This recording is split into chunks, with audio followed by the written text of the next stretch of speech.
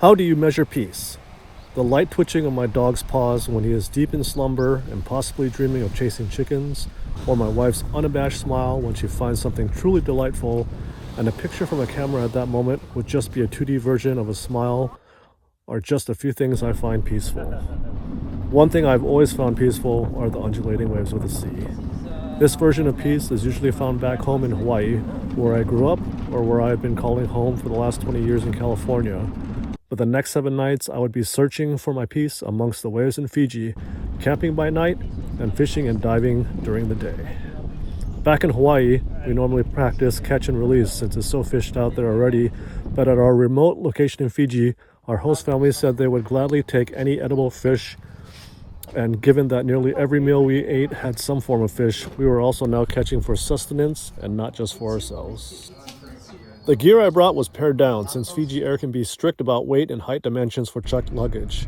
Always be sure to triple check not only checked luggage weight and dimensions for the main flight, but also for any additional short hopper flights as well, as the smaller flights will likely have different restrictions.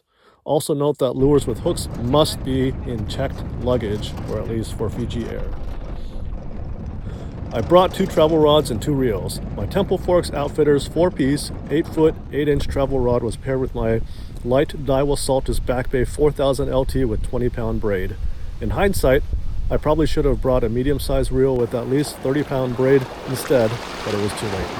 I mistakenly used this lighter setup one day on the boat and likely had a GT on and got smoked with this lightweight setup. But fishing from shore, this setup worked just fine. The heavy rod setup was my Travel Daiwa SATR 743 MHFS, which was a shorter 7-foot 4-inch rod that supports up to 80 pounds. This was paired with a Daiwa Saltus 5000 with 65-pound. I used 60-pound leader for the light setup and 80-pound leader for the heavier setup, although one of the guys brought a 100-pound, in which we use when trolling or for deeper water fishing. I had planned to use lures 90% of the time. I had numerous topwater and sinking lures from Yuzuri, Mark White, GT Ice Cream, saltwater flies with hammer bombs, poppers, jigs, soft plastics, and just random ass lures I thought might work well that I had purchased years ago while in search for the ultimate lure. Kai was planning to dunk more, so he brought more gear for bait fishing, and Mike was planning to only whip, so he brought a ton of lures. I had originally wanted to bring a mirrorless camera or 2, additional clothing, and at least 1 backup reel, but having to keep my carry-on luggage at under 15 pounds and my check-in luggage up to 33 pounds for the smaller domestic flight, I didn't have space for non-essentials and backups.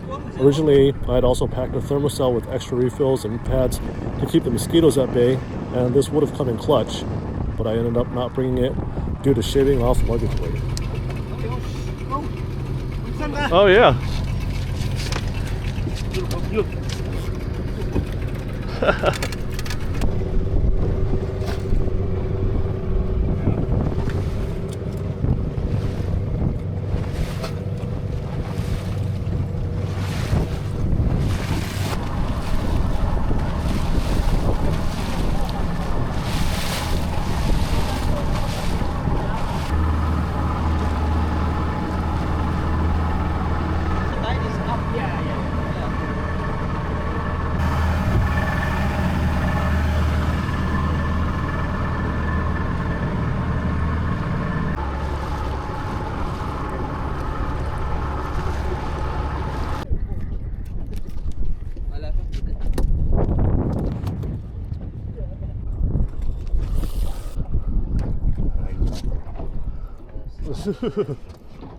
Are we keeping?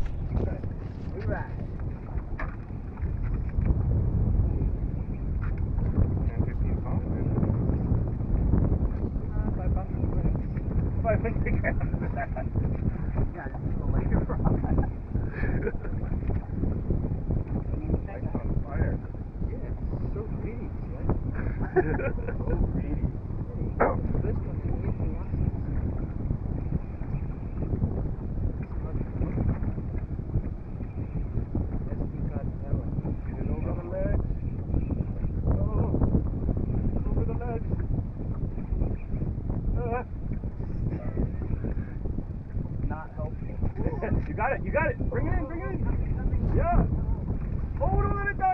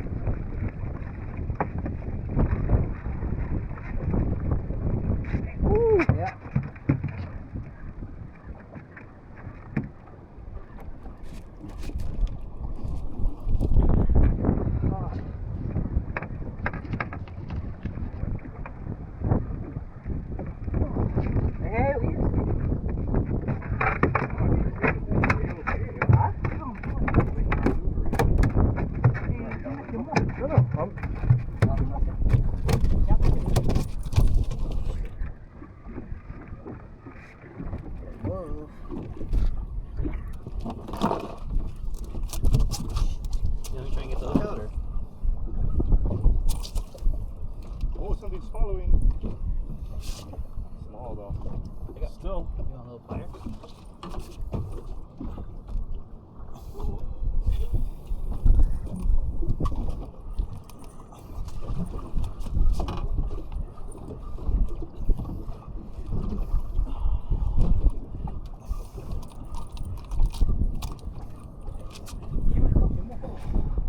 Keep up.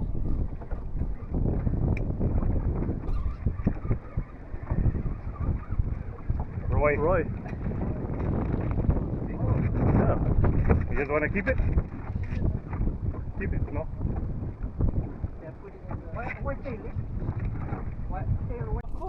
Oh.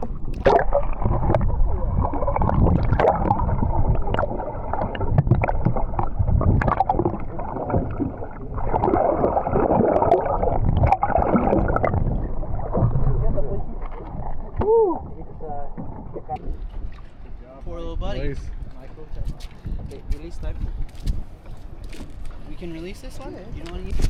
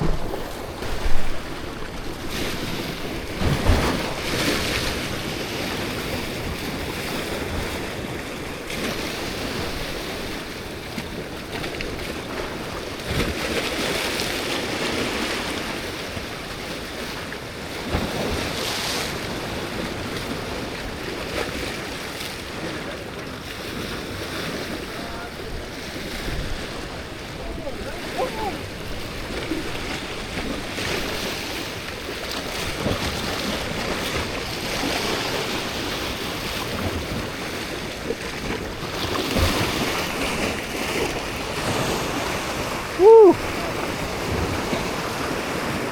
Wow, that's a good one.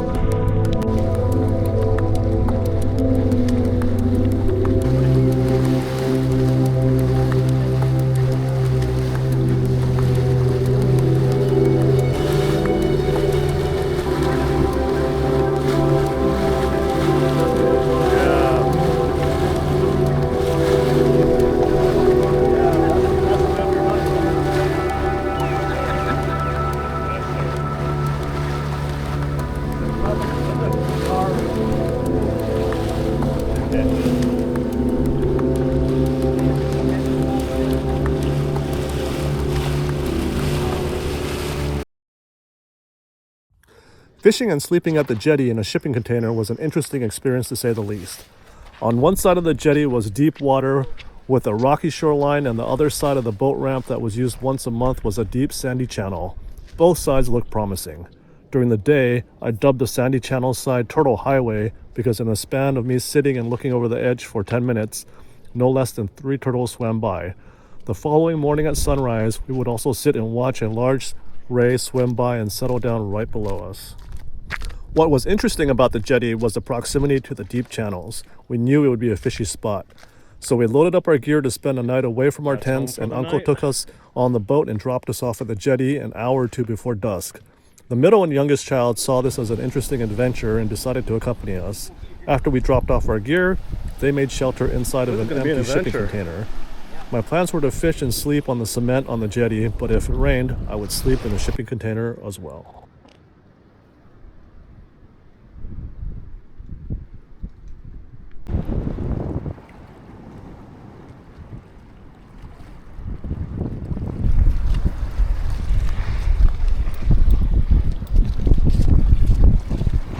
Oh yeah, can you go the rock? Yep.